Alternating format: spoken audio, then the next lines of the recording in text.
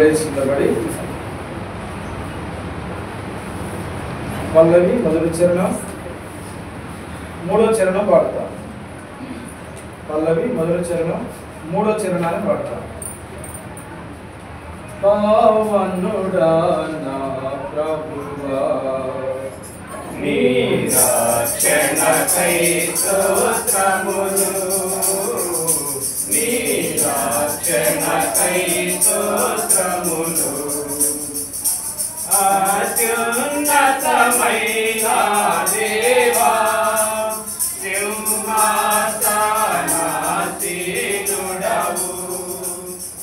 అత్యున్నతమైన దేవా సింహాసనాసీనుడవు. ఎంతో గొప్పది నీ మహిమా, వర్ణింపజాలను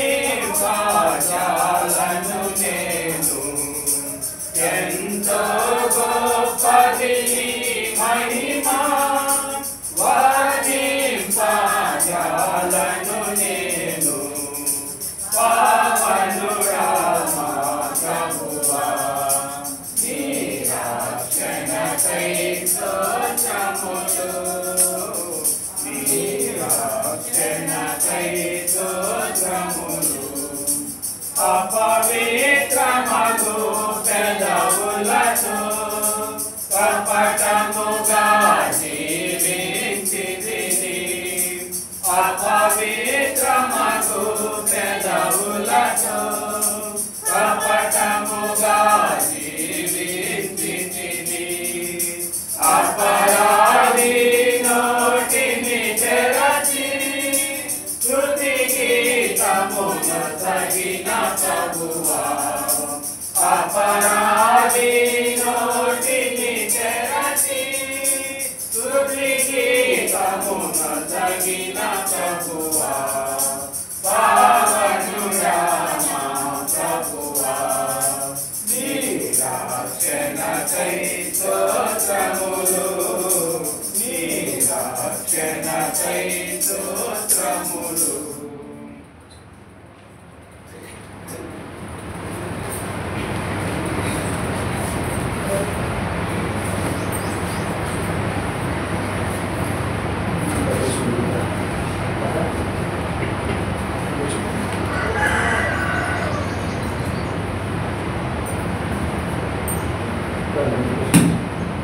కీర్తన గ్రంథం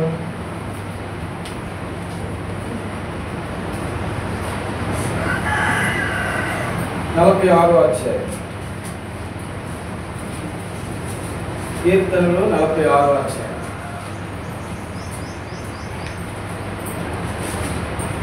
మొదటి వచనాన్ని మనం అందరం కలిసి చదువుకుంటాం.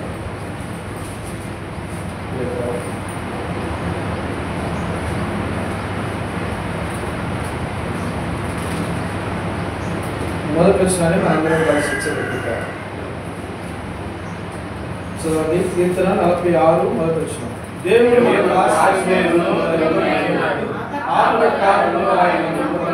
సహాయకుడు. ప్రార్థించుకుంటాం.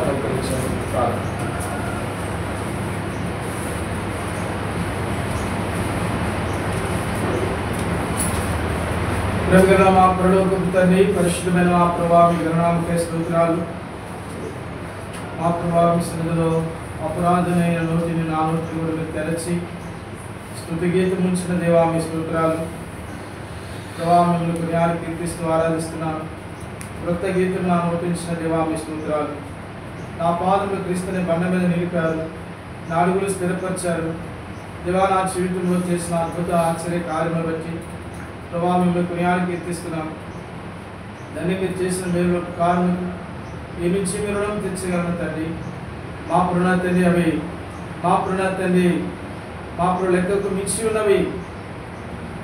అందుకే మీ స్తోత్రాలు వందనాలు చెల్లిస్తున్నాను. మా ప్రభా, ఈ సమయంలో మీ అంతని మీ శరీరాన్ని గుర్తున్న రొట్టెలో మీ రక్త ద్రాక్షరసంలో పాల్గొంచుండగా సహాయం చేయండి ప్రభా. నీ వాక్యము ఆధారం చేసుకొని ఈ వాక్యపు వెలుగులో మా జీవితంలో సరి చేసుకొని ప్రభా యోగ్యమైన వాళ్ళలో పాల్గొంటూ సహాయపడుతున్నారు. కొద్ది సమయం దాన్ని దయచూడండి. కనికరించి మీరు కృప చూపించి మీరే మహిమ పొందమని వందనాలు చెల్లిస్తూ మా ప్రభావ మీరు చదివించిన మాటకై స్తోత్రాలు. చెవి గలవాడు వినుగాక అన్నారు. నీ చెవిని గ్రహించి మనసును దాయిచేయండి ప్రభా. నా తండ్రి లోకంలో నా తండ్రి గురుదినాల్లో మేమున్నాం, మా ప్రాంత దినాల్లో మేము ఉంటున్నాం. ఏ క్షణం నేను సంభవించినో తెలియని పరిస్థితి ప్రభా. నా తండ్రి ఈ దినాల్లో నా తండ్రి ప్రభా మా ఆధారం నీవే, నా ఆశ్రయము మా ఆశ్రయం నీవే కనుక నీ మీద ఆధారపడుతూ వస్తున్నా ప్రభా. కనికరించి మీరు కూర్చుంటున్నాను యేసయ్య నామములో అడిగి వేడుచున్నాను తండ్రి, ఆమేన్. కీర్తన గ్రంథం 46వ అధ్యాయంలో దేవుడు మనకు ఆశ్రయములో దుర్గమనై ఉన్నాడు. దేవుడు మనకు ఆశ్రయములో దుర్గమనై ఉన్నాడు కనుక ఈ మాట మనం చూస్తున్నాము. దేవుని యొక్క కృపను బట్టి మన ఇప్పుడు క్యాలెండర్లో మరి మార్చి ఏప్రిల్కు ఈ 2 రోజులు ఈ 2 నెలలకు ఇవ్వబడిన మాట మరి ఈ 2 నెలలకు ఒక పైన రాబడిన మాట ఏంటంటే దేవుడు మనకు ఆశ్రయములో దుర్గమనై ఉన్నాడు కనుక దేవుడు మనకు ఆశ్రయము. దుర్గము అనేది మనం చూస్తే అది కొండ. దేవుని యొక్క వాక్యములో సామెతల గ్రంథం 18వ అధ్యాయం 10వ వచనంలో మనం చదివితే మాట రాబడింది, నీతిమంతుడు అందులోనికి పరిగెత్తుకుని పోయి సురక్షితముగా ఉంటాడు. ఎక్కడ అంట రండి, సామెతలు 18వ అధ్యాయం 10వ వచనంలో. సామెతలు 18, యెహోవా నామము బలమైన దుర్గం, నీతిమంతుడు అందులోనికి పరిగెత్తి సురక్షితం. ఎక్కడ మనము ఈ లోకంలో సురక్షితంగా ఉండము, ఎక్కడ మనకి నెమ్మది ఉండదు, ఎక్కడ సురక్షితంగా ఉండలేము, ఎక్కడ మనము కాపాడబడలేము, ఎక్కడ మనం క్షేమంగా ఉండం. కానీ ఈ లోకంలో ఎక్కడ చూసినా కానీ మనకు కలవరము, ఆందోళన, భయము, భీతి, అలాగనే నెమ్మది లేని పరిస్థితులు ఈనాడు మనం చూస్తూ వస్తున్నాం. ఇప్పుడు మనకి పాకిస్తాన్కు మనకి భయంకరమైన యుద్ధాలు జరుగుతున్నాయి. ఇప్పుడు ప్రజెంట్ పాకిస్తాన్కి మనకి భయంకరమైన యుద్ధాలు. మరి మోడీ గారు ఏం చేస్తారో తెలియదు కానీ భయంకరమైన యుద్ధం జరుగుతుంది. మన ఇండియా నుంచి వెళ్ళిన వాళ్ళని పాకిస్తాన్లో టూరిస్టులుగా వెళ్ళి అక్కడ కొంత ప్రాంతం చూసి అక్కడ ఈ దినాలు చల్లదనం అక్కడ కొన్ని ప్రాంతాలు చూడటానికి వెళ్ళిన కొంతమంది దాదాపు 10 మంది పైన ఏం చేస్తున్నారంటే పాకిస్తాన్ వాళ్ళు చంపేశారు, కాల్చి ఏమాత్రం కూడా దయాదాక్షిణ్యం లేకుండా కాల్చి చంపేశారు. పిల్లలను ఆడవాళ్ళను బ్రతికించారు కానీ మగవాళ్ళని చంపేశారు. ఇప్పుడు భయంకరమైన యుద్ధం జరుగుతూ వస్తుంది. ఇప్పుడు ప్రజెంట్ ఆ యుద్ధం కానీ ఇంకా ప్రబలమైతే ఏ క్షణంలో ఏం సంభవిస్తుందో తెలియదు. చూడండి, ప్రభువు చెప్పినాడు, రాజ్యం మీదకి రాజ్యము, జనం మీదకి జనం. దేవుడు చెప్పాడు భూకంపములు జరుగుతున్నాయి, అలాగని కరువులు ఉన్నాయి, అలాగని మనం చూస్తూ వస్తున్నాము. ఎక్కడ చూసినా కానీ కనీసం మనం చూస్తున్నాము ఈ 4 నెలల్లో ఎన్నోసార్లు భూకంపాలు జరుగుతూ వచ్చినాయి. మొన్న ఈ నెలలోనే మన హైదరాబాద్లో కూడా భూకంపం జరిగింది. అలా షేక్ అయిపోయింది. అంటే మనం చూస్తూ వస్తున్నాము భయంకరమైన పరిస్థితులు. ప్రభు యొక్క రాకడకు సూచనలు ఇవన్నీ, ప్రభు యొక్క రాకడకు సూచనలు. కాబట్టి ప్రభు సమీపంగా ఉన్నాడు కనుక దేవుని బిడ్డమైన మనము దేవుని మనం ఆశ్రయం చేసుకొని దేవుని కొరకై జీవించాలి. ఇక లోకాన్ని ఆశ్రయం చేసుకుని బ్రతికితే, నీ శరీరాన్ని ఆశ్రయముగా చేసుకుని బ్రతికితే, లేకపోతే లోకములో ఉన్న పాపమును ఆశ్రయముగా చేసుకుని బ్రతికితే ఏ క్షణమైనా ఏమి సంభవిస్తుందో తెలియదు. అందుకనే ప్రభు అంటున్నాడు కదా, కాలము సంపూర్ణమై ఉన్నది, దేవుని రాజ్యము సమీపించున్నది, వాక్యమును నమ్మి మారు మనసు పొందమంటున్నాడు. నీ మనస్సును మార్చుకో, నీ జీవితాన్ని దిద్దుకో, నీ అలవాట్లు మార్చుకో, దేవుని ఆశ్రయంగా చేసుకో, దేవుని ఆశ్రయంగా చేసుకున్న వారు సురక్షితముగా ఉంటారు. దేవుడు మనకు ఆశ్రయమును దుర్గమునై ఉన్నాడు. ఆపద కాలములో ఆయన నమ్ముకునదగిన సహాయకుడు. ఈ లోకంలో ఎవరు కూడా. అందుకనే కీర్తన గ్రంథం 118వ అధ్యాయం 8వ వచనంలో మనం చూస్తున్నాం, రాజును నమ్ముట కంటే మనుషులను నమ్ముట కంటే యెహోవాను ఆశ్రయించుట మేలు అంటాడు. దేవుని ఆశ్రయించు. ఇంకా మారు మనసు రక్షణ లేదు, పాప క్షమాపణ లేదు, పొందలేదు. ఇంకా నీ మనసును మార్చుకోలేదు.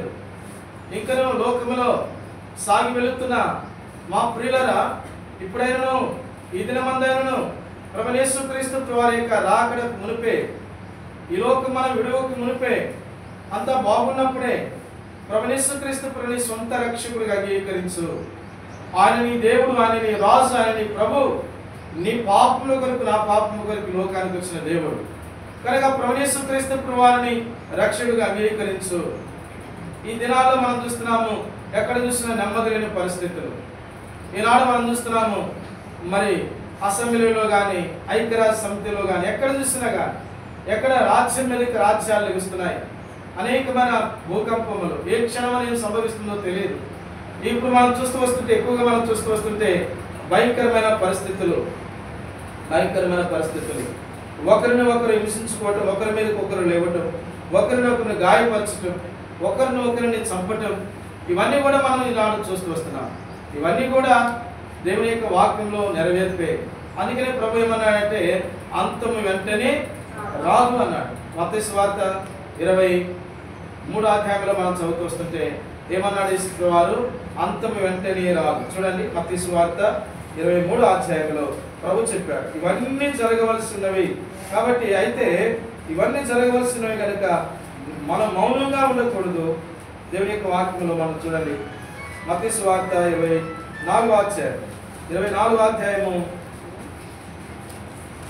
3వ వచనంలో ఆయన ఒలివల కొండ మీద కూర్చున్నప్పుడు శిష్యుల యొద్దకు ఏకాంతముగా వచ్చి, ఇవి ఎప్పుడు జరుగును? నీ రాకడకు ఇక సమాప్తికి సూచనలేమని మాతో చెప్పమనగా యేసు వారితో ఇట్లనేను, ఎవడును మిమ్మల్ని మోసపరచకుండా.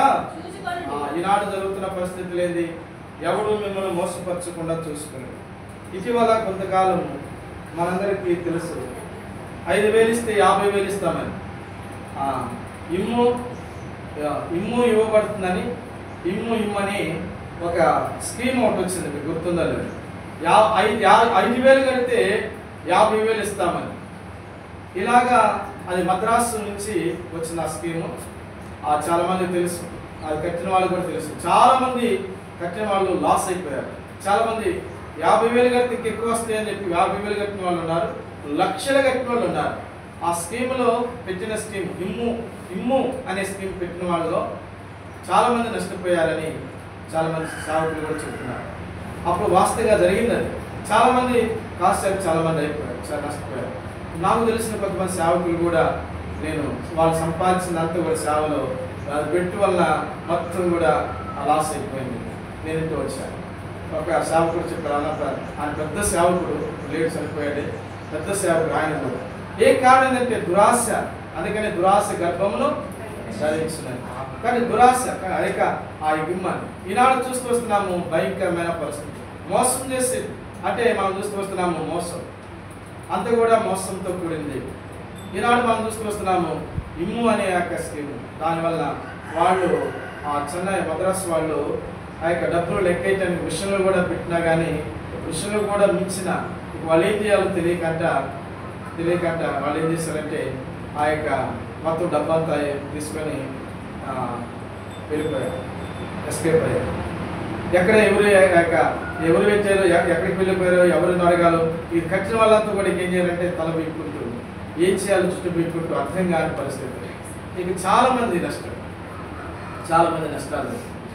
పిల్లరా ఈనాడు మనం చూస్తున్నాము భయంకర. ఎవడ మిమ్మల్ని మోసపరచకుండా చూసుకుని మోసపరచకూడదు. ఈనాడు మోసాలు ఎక్కువ జరుగుతున్నాయి. ఈనాడు భార్య భర్తను మోసగిస్తుంది, భర్త భార్యను మోసగిస్తున్నారు. ఈనాడు మనం చూస్తూ వస్తున్నాము పిల్లలు తల్లిదండ్రులను మోసగిస్తున్నారు. ఈనాడు భయంకరమైన మోసాలు జరుగుతున్నాయి. అందుకని ప్రభువారు అన్నాడు, ఎవడు మిమ్మల్ని మోసపరచకుండా చూసుకున్నా అనేకులు నా పేరిట వచ్చి నేనే క్రీస్తును అని చెప్పి పలువురిని మోసపరిచెదరు. మరియు యుద్ధముల గురించి యుద్ధ సమాచారం గురించి వినబోదురు. మీరు కలవరపడకుండా ఈనాడు మనం తీసుకొస్తున్నాము. చాలా మంది కూడా ఇంకా అక్కడ రాకుండా మాటలని కూడా మేము ఇంకో క్రీస్తు ఇక్కడ ఉన్నాడు అక్కడ ఉన్నాడు చెప్పిన వెళ్ళకుడి నమ్మకుడి అంటాడు. ఏ కారణం ఏంటంటే మేము చెప్పిందే కరెక్ట్, మేము చెప్పింది మీరు కానించే మీరు పరలోకానికి వెళ్ళిపోతారు, మీరు మోక్షానికి వెళ్తారు, మీరు నిత్యత్వం పరలోకానికి వెళ్ళిపోతారు. ఇలాంటి వాళ్ళు కూడా బయలుదేరారు, ఇలాంటి వారు కూడా. కాబట్టి ఎవడు కూడా మిమ్మల్ని మోసపరచకుండా చూసుకున్నది. ఈనాడు రాజ్యమేనికి రాజ్యం, యుద్ధములు, భూకంపములు, భయంకరమైన పరిస్థితులు జరుగుతున్నాయి. అయితే పిల్లరా, ఎవరిని మనం ఆశ్రయించాలి ఈ దినాల్లో అంటే ఒక దేవుని మాత్రమే మనము ఆశ్రయించాలి. దేవుని ఆశ్రయించిన వారు ఎలాగున్నారు అని అంటే ధన్యులుగా ఉన్నారు. దేవుని యొక్క వాక్యములో మనం చూస్తాం. రండి దేవుని యొక్క వాక్య భాగంలో మాటలు జ్ఞాపకం చేస్తాను. కీర్తన గ్రంథం 34వ అధ్యాయం, కీర్తనలు 34వ అధ్యాయం 8వ వచనం. కీర్తన 34వ అధ్యాయం 8వ వచనం. యెహోవా ఉత్తముడని 34:8 యెహోవా ఉత్తముడని రుచి చూసి తెలుసుకొనుడి. ఆయన ఆశ్రయించిన నరుడు ఆయన్ను ఆశ్రయించిన నరుడు ఎవరైతే ఆయన్ను ఆశ్రయిస్తారో ఆయన ఆశ్రయించిన వారికి వారు ధనిలవుతారు. దేవుని ఆశ్రయించిన వారిని, దేవుని ఆధారం చేసుకున్న వారు ధనిలవుతారు. దేవుని యొక్క వాక్యంలో ఒక 7 సంగతులు ఉన్నాయి.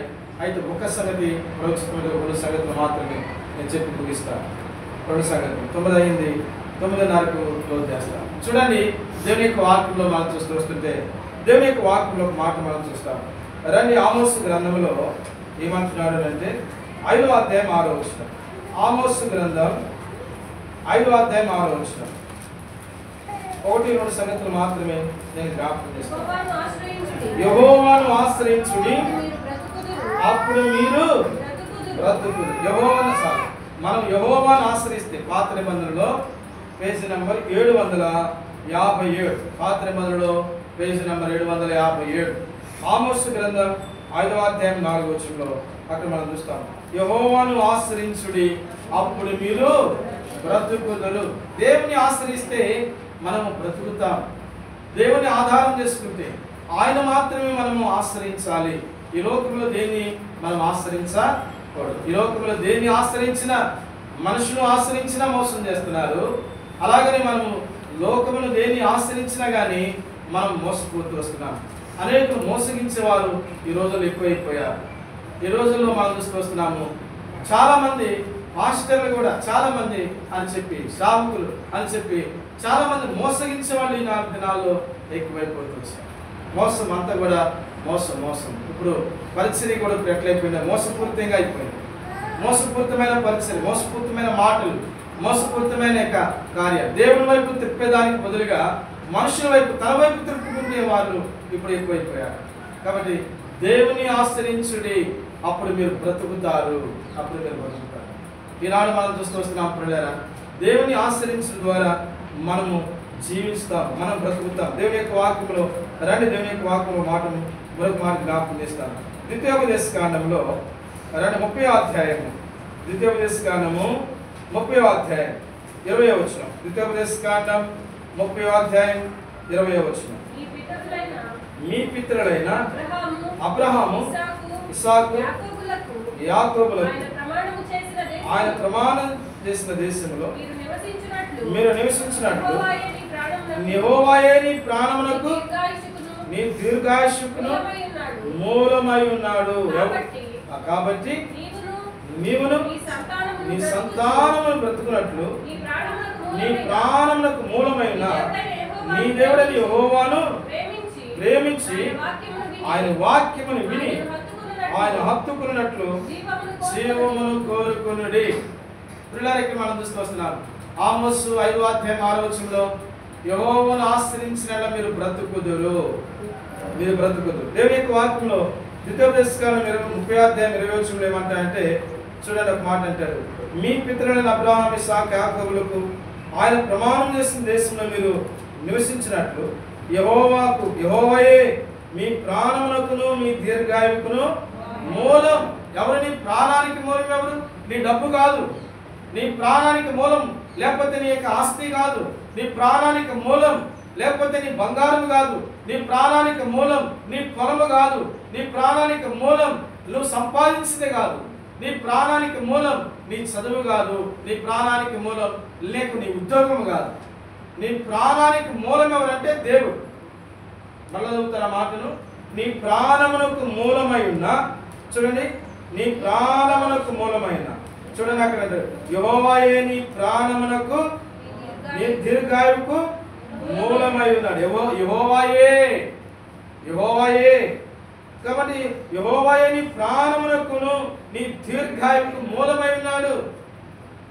కాబట్టి ఈనాడు మనం వస్తున్నాం, కొంచెం ఎండ వస్తే తప్పులు వచ్చిందంటాం, కాస్త ఎండ వస్తే తట్టుకోలేం, బాధపడతాం, నీళ్ళని ఆశ్రయిస్తాం, వెంటనే చెట్టు నీటికి వెళ్తాం, లేకపోతే చల్లని ఆ స్థలము చల్లని నీళ్లను త్రాగుతాం, అయ్యో తట్టుకోలేకపోతున్నాం అంటాం, నీళ్ళని ఆశ్రయిస్తాం, చల్లదనాన్ని ఆశ్రయిస్తుంటాం, లేకపోతే ఇంట్లోకి వెళతాం, ఇంటిని ఆశ్రయిస్తాం. ప్రియులారా, ఈ లోకములో నువ్వు దేన్ని ఆశ్రయించకపోయినా యెహోవాను ఆశ్రయించు. యెహోవాయే నీకు ఆధారం, నీ ప్రాణములకు మూలం యెహోవాయే. ఈ లోకంలో ప్రియులారా, మానవుడు ఎంతో ప్రయాసపడుతూ వస్తున్నాడు. అంటే ప్రయాసపడకూడదని కాదు, దేవుడు లేని ప్రయాస వ్యర్థం. దేవుడు లేకుండా మనం ఎంత సంపాదించినా అది శూన్యం. ప్రియులారా, దేవుడు లేకుండా మనం ఏమి చేసినా కానీ మనము ఏమి తీసుకుని, దేవుని యొక్క వాక్యంలో రాబడుతూ వచ్చిన ఒక మాట ఏముందంట, నీ ప్రాణములకు మూలం ఎవరంటే యెహోవాయే. నీ ప్రాణములకు నీ దీర్ఘాయువుకు మూలం యెహోవాయే.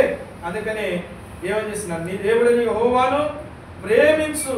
ఏం చేయాలంటే నీ దేవుడని యెహోవాను ప్రేమించి ఆయన వాక్యమును వినాలి. ఆయన ప్రేమించు, ఆయన వాక్యమును విని ఆయన మాత్రమే, దేవుని మాత్రమే హత్తుకొని జీవించు, అప్పుడు నువ్వు బ్రతుకుతావు. కాబట్టి నీ ప్రాణానికి మూలం ఎవరు అంటే నీ అందము కాదు, నీ ఆస్తి కాదు, నీ పేరు ప్రఖ్యాతులు కాదు, నీకున్న ధనము కాదు, నీకున్న చదువు కాదు, లేకపోతే నీకున్న పొలము, నీకున్న యొక్క ఆస్తి అంతస్తులు మేడ మీద ఏది కాదు. దేవుని యొక్క వాక్యంలో మొదటి సమూయేలు గ్రంథం 15వ అధ్యాయంలో ఒక మాట మనం చదువుతాం, ఇశ్రాయేలుకు ఆధారమైన వాడు నరుడు కాడు. ఆయన ఎవరు? మొదటి సమూయేలు గ్రంథం 15వ అధ్యాయం. రండి దేవుని యొక్క వాక్యంలో ఈనాడు మనం చూస్తూ వస్తున్నాం. మొదటి సమూయేలు గ్రంథం 15వ అధ్యాయం, మొదటి సమూయేలు గ్రంథం 15వ అధ్యాయం 29వ వచనంలో, 29వ వచనం, మరియు ఇశ్రాయేలుకు ఆధారమైన వాడు నరుడు కాడు, ఆయన అబద్ధమాడుటకు పశ్చాత్తాపపడు. అందుకు సౌలు ఇశ్రాయేలుకు ఆధారమైన వాడు నరుడు కాడు, ఆయన పశ్చాత్తాపపడు. ఆ నరుడు కాడు, ఆయన దేవుడు. ఇశ్రాయేలుకు ఆధారమైన వాడు ఎవరంటే ఆయన దేవుడు. ఈనాడు మనం చూస్తూ వస్తున్నాం. ఇప్పుడు పాకిస్తాన్కి మనకు యుద్ధం జరుగుతుంది. అయితే అమెరికా వాళ్ళు మన ఇండియాకి, మోడీ గారికి వాళ్ళు ఏదైనా సపోర్ట్ చేసి మనకి ఏదైనా కానీ సహాయం చేస్తే తప్ప, లేకపోతే యుద్ధం ఏమవుతుందో ఎక్కడ దాకా వెళ్తుందో తెలియని పరిస్థితులని చాలామంది భయపడుతున్నారు. చాలామంది తెలియదు ఈ విషయాలు. టీవీ చూడని వాళ్ళు, పేపర్ చదివిన వాళ్ళు చాలామంది తెలియదు. ప్రజెంట్ ఇప్పుడు జరుగుతుంది, మనకి పాకిస్తాన్కి భయంకరమైన యుద్ధం జరుగుతుంది. ఎలా మనం చూస్తూ వస్తున్నాం ప్రియులారా, ఏ క్షణం ఏం సంభవిస్తుందో తెలియని పరిస్థితి. నీకు ఆధారం ఎవరంటే దేవుడే. నీకు ఆధారం ఎవరంటే దేవుడు. అయితే అంతం వెంటనే రాదు, ప్రభు చెప్పినాడు, అంతం వెంటనే రాదు. అయితే ప్రభు యొక్క రాకడం మునిపే, ప్రభు రాక మునిపే, నీ ప్రాణం పోక మునిపే, నీ ప్రాణంలోకి మూలమైన నీ దేవుడని యెహోవాను ఆశ్రయించి ఆయన మీద ఆధారపడి ఆయన నమ్ముకొని ఆ ప్రభువు యేసుక్రీస్తు ప్రభువాన్ని నీ పాపం ఆయన కార్చిన రక్తంలో నీ పాపములను కడిగి వేసుకొని రక్షణ మారుమనసు పొంది దేవుని బిడ్డగా తీర్మానం చేసుకొని ప్రభు కొరకై జీవిస్తే ఈ లోకాన్ని విడిచిన నిత్యత్వం పరలోకానికి వెళతావు. ఈ లోకాన్ని విడిచిన నిత్యత్వం పరలోకానికి వెళతావు. దేవుని నమ్ముకున్నావు, దేవుడిని నమ్ముకుని ప్రార్థన చేస్తున్నావు, ఆరాధన చేస్తున్నావు, దేవుని బిడ్డని చెప్పుకుంటున్నావు. ఇంకా నీ జీవితంలో ఇంకా పాపం ఆధారం చేసుకుని లోకాన్ని ఆధారం చేసుకుని జీవిస్తే చాలా జాగ్రత్త. భయంకరమైన పరిస్థితి. ఎవరు తప్పించేవారు లేరు. దేవుని ఆశ్రయం చేసుకున్నానని చెప్పుకుంటూ మోసం చేస్తూ ఇంకా నీ జీవితంలో నీ పాపాన్ని విడవకపోతే నీ పాపములే నేను ఒక దినాన్ని ఇచ్చే నరకానికి తీసుకుని పోతాయి. నీ పాపముల ఒక దినాన్ని ఇచ్చే నరకాన్ని తీసుకుని పోతాయి. కాబట్టి ఉన్న ఫలముగా ఉన్న పాటిన యేసు ప్రభువుని రక్షకుడిగా అంగీకరించు. ఇది మీకు అనుకూల సమయం. ఇంత గొప్ప రక్షణను నిర్లక్ష్యం చేస్తే ఎలాగో తప్పించుకుంటావు. మానవుడా ఒకసారి ఆలోచించు. క్రైస్తవుడా ఒకసారి ఆలోచించు. ఇంత గొప్ప రక్షణ నువ్వు నిర్లక్ష్యం చేస్తున్నావు, వాయిదా వేస్తున్నావు. నీ రక్షణ విషయంలో ఇప్పుడు కాదులని ఏమంటున్నావంట, ఇప్పుడు కాదులని వాయిదా వేసుకుంటున్నావు, అలవాటు చేసుకుంటున్నావు. ఇప్పుడు కాదులే, ఇప్పుడు కాదులే, ఇప్పుడు కాదులని పాపములో జీవిస్తూ ఇంకా నువ్వు ఎవరికి తెలియకుండా ఇంకా నీ జీవితంలో పాపములో గడుపుతూ వస్తే జాగ్రత్త. సుమావ దినాన ఎవరు తప్పించేవారు లేరు. యేసుక్రీస్తు ప్రభువారు అంటున్నాడు కదా, దేవుని వాక్యంలో ప్రభువారు చెప్తున్నాడు, కాలం సంపూర్ణమై ఉన్నది. మార్కు సువార్త 1:14 కాలం సంపూర్ణమైనది, దేవుని రాజ్యము సమీపించున్నది, వాక్యమును నమ్మి మారు మనసు పొందమని ప్రభువు యేసుక్రీస్తు ప్రభువారు చదివిస్తాడు. నీ మనసును మార్చుకో, మనసును మార్చుకో. కనుక పిల్లలు ఈనాడు చూస్తూ వస్తున్నారు. ఆయన ఆశ్రయించిన వారు రండి. ఆయన ఆశ్రయించిన వారు ఎలా ఉన్నారు అంటే ఎలాంటి జీవితం రండి. దేవుని యొక్క వాక్యములో దినవృత్తాంతముల గ్రంథం రండి. ఒకటి, ఆయన ఆశ్రయించిన వారు బ్రతుకులు. రెండవది రండి, దేవుని యొక్క వాక్యములో దినవృత్తాంతములు 2వ గ్రంథం.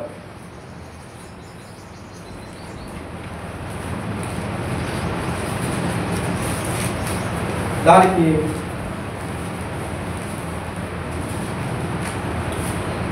దినవృత్తాంతములు 2వ గ్రంథం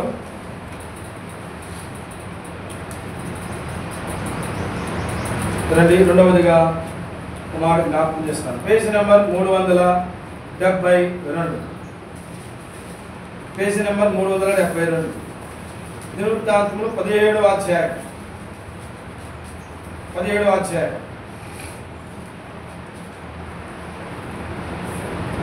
రండి. 3వ వచనం.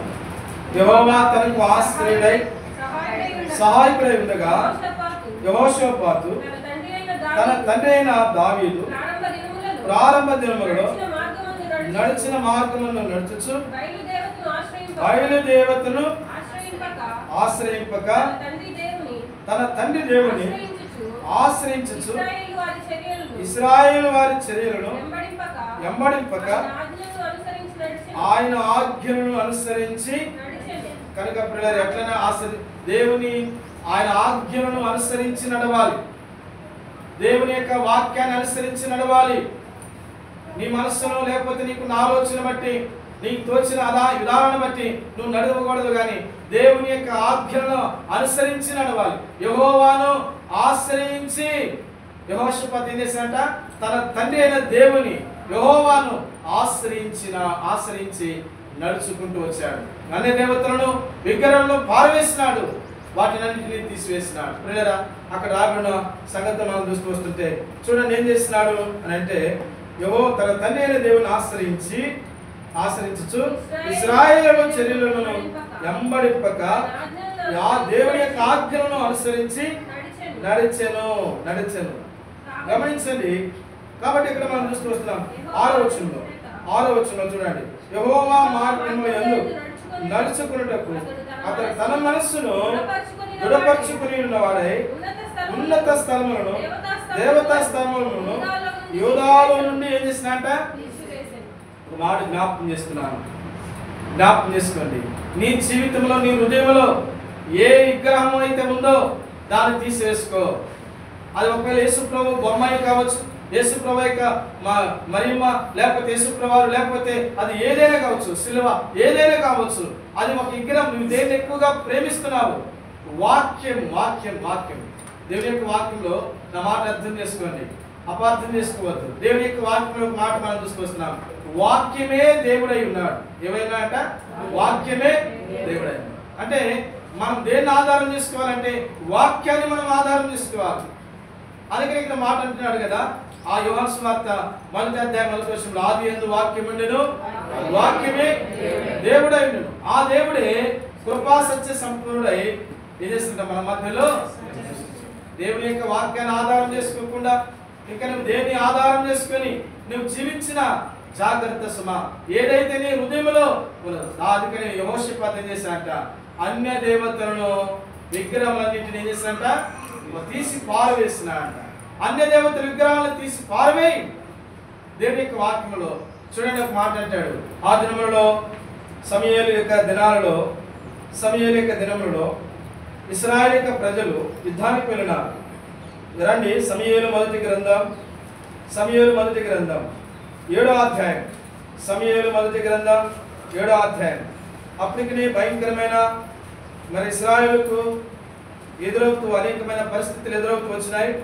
అప్పటికి ఇశ్రాయేలు అనేక మంది చనిపోయినారు. వేల మంది, దాదాపు 50,000 మంది చనిపోతూ వచ్చినారు. అలాంటి దేవుని యొక్క వాక్యంలో మనం చూస్తాం. 7వ అధ్యాయము 3వ వచనం 4వ వచనం. సమూయేలు ఇశ్రాయేలు వారందరితో ఇట్లనెను, మీ పూర్ణ హృదయముతో యెహోవా యొద్దకు మీరు మళ్ళుకుని ఎడల అన్య దేవతలను అష్టారోతు దేవతలను మీ మధ్య నుండి తీసివేసిన ఎడల పట్టుదల కలిగి యెహోవా తట్టు మీ హృదయములను త్రిప్పిన ఎడల ఆయన సేవించిన అప్పుడు ఆయన ఫిలిష్తీయుల చేతిలో నుండి మిమ్మల్ని విడిపించును. అంతటా ఇశ్రాయేలీయులు బయలు దేవతలను అష్టారోతు దేవతలను తీసివేసి యెహోవాను మాత్రమే యెహోవాను మాత్రమే ఆశ్రయించినారు. ఆయన మాత్రమే సేవిస్తూ వచ్చినారు. ఎందుకో తెలుసండి, అంతకు మునుపు జరిగిన పరిస్థితి. రండి, 6వ అధ్యాయంలో ఎంత భయంకరమైన యుద్ధం జరుగుతూ వచ్చిందంటే 19వ వచనం చూడండి. 6వ అధ్యాయం 19వ వచనం. 6వ అధ్యాయము 19వ వచనం. బెత్షెమెషు వారు యెహోవా మందసమును తెరిచి చూడగా దేవుడు వారిని హతము చేసిన ఆ జనులలో 50,070 మందిని మొత్తెను. యెహోవా గొప్ప దెబ్బతో అనేకులు మొత్తగా జనులు దుఃఖాక్రాంతులైరి. అలాంటి దేవుని యొక్క వాక్యములో 4వ అధ్యాయంలో 1 సమూయేలు గ్రంథం 4వ అధ్యాయంలో దేవుని యొక్క వాక్యములు గమనించిన ఒక మాటను దేవుడు 2వ వచనం, ఫిలిష్తీయులు ఇశ్రాయేలు మీద తమ యుద్ధపంతులుగా తీర్చుకునగా వారి యుద్ధములో కలిసినప్పుడు ఇశ్రాయేలు ఫిలిష్తీయుల ఎదుట ఓడిపోయి యుద్ధభూమిలో ఎక్కువ తక్కువ 4,000 మంది. ఎంతమంది అయ్యారట పిల్లలు? అందుకని 7వ అధ్యాయంలో సమూయేలు అంటున్నాడు, మీరు యెహోవా వైపు మళ్ళిన ఎడల ఆయన మీ వైపు మళ్ళను. కాబట్టి అష్టారోతు దేవతలు అనే దేవతలు తీసి పారవేయండి. యెహోషాపాతు దినవృత్తాంతములు 2వ గ్రంథం 17వ అధ్యాయంలో యెహోషాపాతు ఏం చేసినాడంట, దేవుని మాత్రమే ఆశ్రయించినాడు. బిడ్డలారా, మనము దేవుని ఆశ్రయించి ఆయనకు తగినట్లుగా, ఆయన రాజ్యములకు, ఆయన మహిమకు తగినట్లుగా మనం నడవాలి. రండి, 2 మాటలు మీకు జ్ఞాపకం చేస్తాను. మన యొక్క శరీరము, మన ఆత్మ, మన శరీరము, మన జీవము దేవుని యొక్క సన్నిధిలో నిందారహితముగా మనం ఉండాలి, నిందారహితముగా మనం నడుచుకోవాలంటాడు. రండి, దేవుని యొక్క వాక్యములో అపోస్తలుడైన పౌలు క్రొత్త నిబంధనలో దశలోనికైకి రాసిన మొదటి పత్రిక రండి, ఆ మాట గమనించండి. 2వ అధ్యాయం దశలోనికైకి రాసిన మొదటి పత్రిక, పేజీ నెంబర్ 185 185 కొత్త నిబంధనలో పేజీ నెంబర్ 185 రెండవ అధ్యాయం 11వ వచనం. చాలా జాగ్రత్తగా గమనించండి ఆ మాటను. తన రాజ్యములకు మహిమకును మిమ్మల్ని పిలుచుచున్న దేవునికి తగినట్లుగా మీరు నడుచుకునవలెనని మీలో ప్రతి వారిని హెచ్చరించుచు ధైర్యపరచుచు సాక్ష్యమిచ్చుచు తండ్రి తన బిడ్డల ఎడల నడుచుకున్న రీతిగా మీలో ప్రతి వారి ఎడల మేము నడుచుకుంటామని మీకు గమనించండి. అక్కడ మాట చూస్తున్నాము 11వ వచనం. తన రాజ్యములకు మహిమకు మిమ్మల్ని పిలుచుచున్న దేవునికి తగినట్లుగా మీరు నడుచుకునవలెను. ఎట్లా నడవాలంట? ఇష్టానుసారంగా జీవించడం కాదు, దేవునికి తగినట్లుగా మనం నడుచుకోవాలి. ఎందుకో తెలుసా? రండి అక్కడ చూడండి. దేవుని యొక్క వాక్యములో మొదటి దశలోనికైకి రాసిన పత్రిక, అక్కడనే 5వ అధ్యాయం. దశలోనికైకి రాసిన మొదటి పత్రిక 5వ అధ్యాయం 187 పేజీ నెంబర్ 187. రండి 23వ వచనం చూడండి. సమాధానకర్తకు దేవుడు మిమ్మల్ని సంపూర్ణంగా పరిశుద్ధపరచును గాక.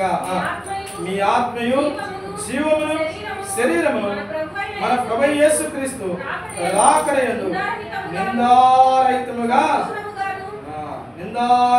నడుచుకుని సంపూర్ణముగాను ఉండునట్లు కాపాడబడును గాక. మిమ్మల్ని పిలిచిన వాడు నమ్మకమైన వాడు గనక ఎలా చేయాలంట? ఎలా చేయాలి గమనించండి. ఇక్కడ మాట నేను జ్ఞాపకం చేస్తాను. మీ ప్రాణమును మీ ఆత్మను అక్కడ గమనించండి, మీ జీవమును శరీరమును మన ప్రభువైన యేసుక్రీస్తు యొక్క రాకడయందు నిందారహితముగా నడుచుకోవాలంట. నిందారహితముగా కాపాడబడుతుంది. ఆయన కాపాడబడుతున్నాడు నిందారహితంగా. మన ఆత్మ, జీవం, శరీరం ఎవరి స్వాధీనంలో ఉందో చూడండి. మన ఆత్మ, మన శరీరం, మన ఆత్మ, అలాగే మన జీవం, మన శరీరము దేవుని యొక్క రాకడ కొరకై మనం నిందారహితముగా ఏం చేస్తున్నాట? ఆయన కాపాడే దేవుడు. అయితే మనం ఇక్కడ చూస్తూ వస్తున్నాము. అయితే మనం ఎక్కడ ఉన్నామంట? ఆ దేవుడు మనల్ని పిలిచినాడు కాబట్టి, ఆ మిమ్మల్ని పిలిచిన వాడు నమ్ముకున్నాడు కనుక మీరు అలాగ నడుచుకున్నాడు. ఎలాగ నడుచుకోవాలంట? దేవుని యొక్క రాజ్యమునకు, ఆయన మహిమకు తగినట్లుగా నడుచుకోవాలి. నిష్ఠానుసారంగా జీవించడం కాదు, నీ తోసినట్లుగా పోవటం కాదు. దేవుని యొక్క సేవకులు, సంఘము, దేవుని యొక్క మందిరము, దేవుని యొక్క రాకడ కొరకై ఆయన చిత్తములో, ఆయన ఆజ్ఞల ప్రకారం దేవునికి తగినట్లుగా మనం నడుచుకోవాలి. దేవుని యొక్క వాక్యములు యెహోషాపాతు ఏం చేసినట్ట? దేవుని ఆశ్రయించి, తన పితరుడైన తన తండ్రి అయిన దేవుణ్ణి ఆశ్రయించి ఆయనకు తగినట్లుగా నడుచుకుంటూ వచ్చాడు. తన దగ్గర ఉన్న ఇక మరి విగ్రహాలన్నింటినీ కూడా తీసి పారవేసినాడు. నీ జీవితంలో ప్రభువులో పాలు పొందక మునుపు రక్షింపబడ్డావు, దేవుని యొక్క సన్నిధికి వస్తున్నావు, ఆరాధిస్తున్నావు. అయితే నీ జీవితంలో ఏది ఇంకా విగ్రహముగా ఉందో, ఏది ఎక్కువగా నువ్వు ప్రేమిస్తున్నావు, డబ్బా, లేకపోతే లోకమా, శరీరమా, లేకపోతే నీకున్న ఆస్తి అంతస్తులు, లేదని దేన్ని ఎక్కువగా ప్రేమిస్తున్నావు, అదే విగ్రహము, అదే నీ జీవితంలో విగ్రహం. దేవుని కంటే ఎక్కువగా దేన్ని నువ్వు ప్రేమిస్తున్నావు, తిండిన, ఆహారాన్న, మంచి భోజనాన్న, లేకపోతే నిద్రన, లేకపోతే నువ్వు ఎక్కువగా దేన్ని ప్రేమిస్తున్నావు, అదే నీకు విగ్రహము. దాని నుండి తీసివేసుకో. దాని నుండి తీసివేసుకుంటే ఆయన ప్రభు యొక్క రాకుడు కొరకే నిందారహితముగా నడుచుకోవాలి. దేవుని రాజ్యములకు, మహిమకు తగినట్లుగా నడుచుకున్నాడు. దశలోనికలకు రాసిన మొదటి పత్రిక 4వ అధ్యాయం. దశలోనికలకు రాసిన మొదటి పత్రిక 4వ అధ్యాయం. రండి మొదటి వచనం. మెట్టుకు సహోదరులారా, మన ప్రభువైన యేసు ద్వారా మీకు ఇచ్చిన ఆజ్ఞలను మీరు ఎరుగుదు కాగా మీరు ఎలాగూ నడుచుకుని దేవుని సంతోషపరచవలెను మా వలన నేర్చుకుని ప్రకారము. కాబట్టి ఇక్కడ చూడండి, ఒక మాట అంటున్నాడు, కాగా మీరు ఎలాగూ నడుచుకొని దేవుని సంతోషపరచవాలి. ఇలా దేవుని రాజ్యములకు మహిమకు తగినట్లుగా నడుచుకొని చేయాలట దేవుని సంతోషపరిచే వారంగా మనం ఉండాలి. నీకు తోచినట్లుగా నడవకూడదు, నీకు తోచినట్లుగా చేయకూడదు, నాకు తోచినట్లుగా మనం చేయకూడదు. మనం దేవుని యొక్క స్వార్థం ఆయన ఆశ్రయించి ప్రియులారా, ఆయన ఆశ్రయించిన నరుడు ఆయన ఆశ్రయించినాడు. అందుకని యెహోషాపాతు యొక్క జీవితంలో గొప్ప ఆశీర్వాదం పొందుతూ వచ్చారు. యెహోషాపాతు గొప్ప విజయాన్ని పొందుతూ వచ్చారు. కనుక దేవుని యొక్క వాక్యం మనం చూస్తూ వచ్చినాం. మొట్టమొదటిగా ఆమోసు గ్రంథం 5వ అధ్యాయం 6వ వచనంలో యెహోవాను ఆశ్రయించేలా మీరు బ్రతుకుదురు. ఎందుకంటే మన జీవమును ఆత్మ ప్రాణం దేవుని స్వాధీనంలో ఆనిపడు. రెండవదిగా మనం చూసుకొస్తున్నాము, దేవుని యొక్క యెహోషాపాతు విగ్రహాలను తీసివేసి తన పితరుల దేవుడైన యెహోవాను ఆశ్రయించినాడు.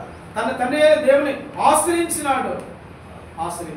ఈనాడు మన జీవితాల్లో నీ జీవితంలో ఏదైతే విగ్రహం ఉందో అది ఒక టీవీ కావచ్చు, లేకపోతే ఒక సినిమా కావచ్చు, ఒక బూతులు కావచ్చు, లేకపోతే ఒక సరస్వతులు కావచ్చు, లేకపోతే చాడీలు, లేకపోతే ముసలమ్మ ముచ్చట్లు, లేకపోతే అక్కడ మాటలు ఇక్కడ మాటలు అక్కడ చెప్పే విషయం కావచ్చు, లేకపోతే ఇంకా అది ఏదైనా కావచ్చు. అది ఒక విగ్రహమే. అది నీ జీవితంలో తీసివేసుకో.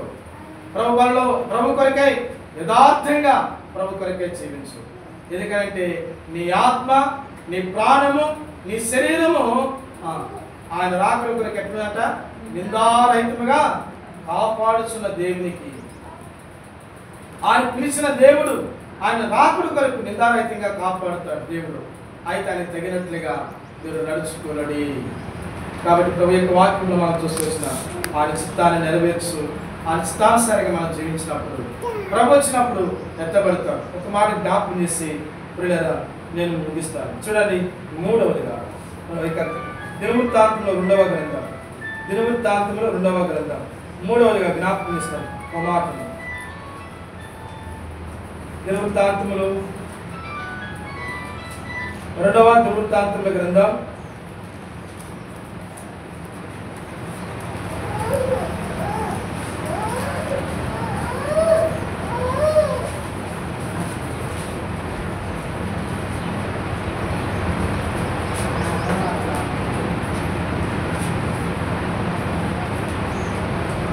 2వ దినవృత్తాంతముల గ్రంథం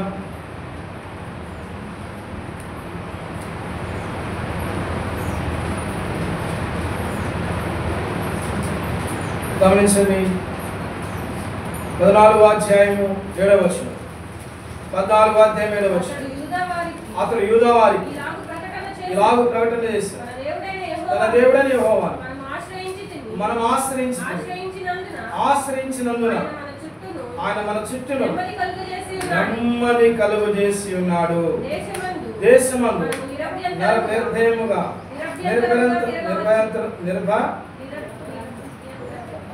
నిరభ్యంతరముగా తిరగవచ్చును. అక్కడ కూర్చొని ఆ మాట చూడండి, పై వచ్చిందో మన దేవుడైన యెహోవాను మనం ఆశ్రయించినందున ఆయన మన చుట్టూ నెమ్మది ఏస్తా అంటే మన చుట్టూ నెమ్మది.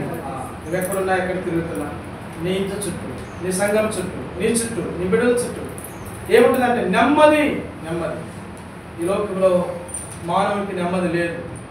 ఈ లోకంలో మనం చూసుకొస్తున్నాం, మానవుడికి ఎక్కడ కూడా నెమ్మది లేదు, దేవుని యొద్దే నెమ్మది. అందుకని మత్తయి సువార్తలో 11వ అధ్యాయంలో యేసువారు ఒక మాట చెప్తూ వచ్చినాడు.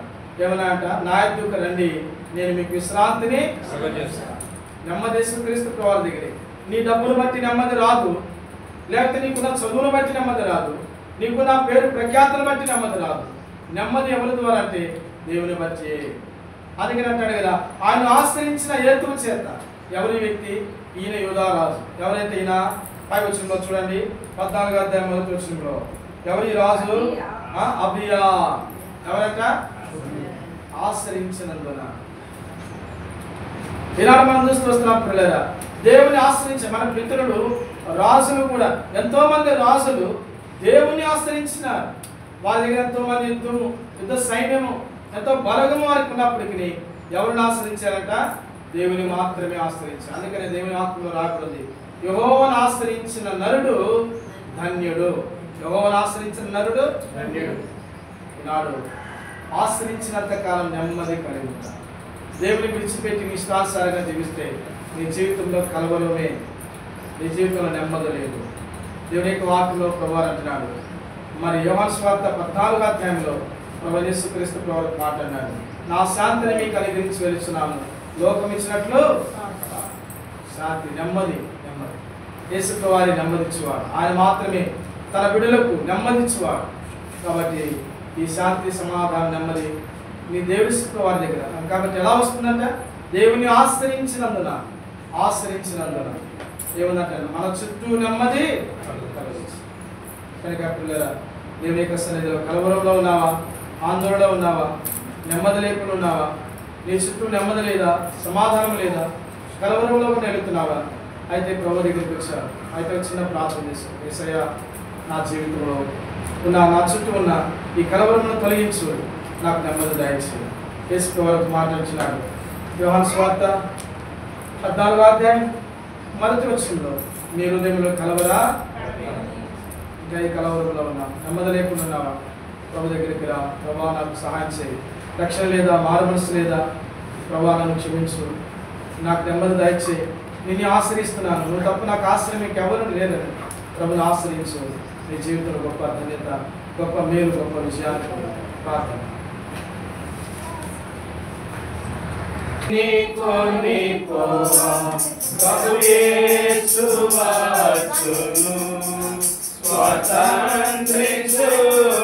స్వతంత్రించుకునేదరుగా వారే సమస్తమున్, స్వతంత్రించుకునేదరుగా వారే సమస్తమున్, వారిని కొనిపోవా ప్రభు యేసు వచ్చును.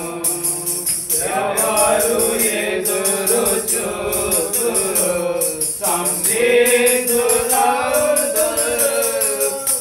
ఎవరు ఎదురు చూతురు సంసిద్ధులౌదురు, ప్రభు రాకడై ఆరాధింతురు, కొనిపోవా క్రీస్తు వచ్చును. ప్రభు రాకడై ఆరాధింతురు, కొనిపోవా క్రీస్తు వచ్చును. జయించు వారిని కొనిపోవా ప్రభు యేసు వచ్చును. జయించు వారిని కొనిపోవా ప్రభు యేసు వచ్చును.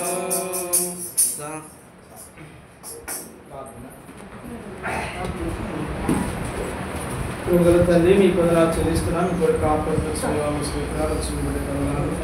చాలా మంది కూడా ఇక్కడ కూడా రాలేదు ప్రభావ, మీ అవస్థలు ఉన్నారు, యాత్రులు ఉన్నారు, మా పెద్దలు ప్రభావాన్ని దర్శించడం సహాయించింది. మాకున్న ఏ కారణం లేకుండా ఇంటి దగ్గర ఉంటే ప్రభావ ఏదో ఒక పని ఆధారం తీసుకొని ఇంటికారంతో మాకు మాట్లాడేది. దేవా సమయము మాకు ఎంత సమీపం ఉందో, ఎలాంటి దుర్దినాలు మేము ఉన్నామో ప్రభావ నీ ప్రజలు ఎదుగునట్లు సహాయించండి. వారిని దీవించండి, మా ప్రభుత్వం వారికి ఇచ్చిన వారిని దీవించండి. ఎవరు మా ప్రభావంతో మా ప్రభు భాగం ఇచ్చినారు వారిని కూడా దీవించి ఆశ్రయించండి. వారి అక్కర్లో తెచ్చింది, వారికి సర్వ సమృద్ధి తెచ్చింది. వారి బిడ్డల చదువులు, వారి వ్యాపారం, వారి ఉద్యోగాలు ప్రభావితం బిడ్డలేక ప్రతి అవసరత తెచ్చింది. మీరు మేము తెలుసుకోండి, సంఘం క్షమాభివృద్ధి దాయించండి. ప్రభావి కార్యంలో జరిగించండి. మోకరించి ప్రతి ఒక్కరితో ప్రార్థించండి. మరోసారి నన్ను మమ్మల్ని మీకు అప్పగించండి. వేతరుడు ఆరాధన కొరకు సహాయించండి. కొంచెం యేసయ్య నామములో అడిగి వేడుకొని ప్రార్థిస్తున్నాము తండ్రి. మన తండ్రి అయిన దేవుని యొక్క ప్రేమ, మన ప్రభు యేసుక్రీస్తు వారి యొక్క కృప, పరిశుద్ధాత్మికమైన సహవాసం మన తన దేవుడు తోడైగాక. తొట్టెలకుండా మనల్ని కాపాడుటకు తన మహిమ ఎదుట నిర్దోషులుగా నిలబెట్టుటకు శక్తిగల మన రక్షకుడైన యేసుక్రీస్తు వారి నామములో ఇప్పుడును సర్వయుగమును సదాకాలం మహిమ కలుగునుగాక. ఆమేన్.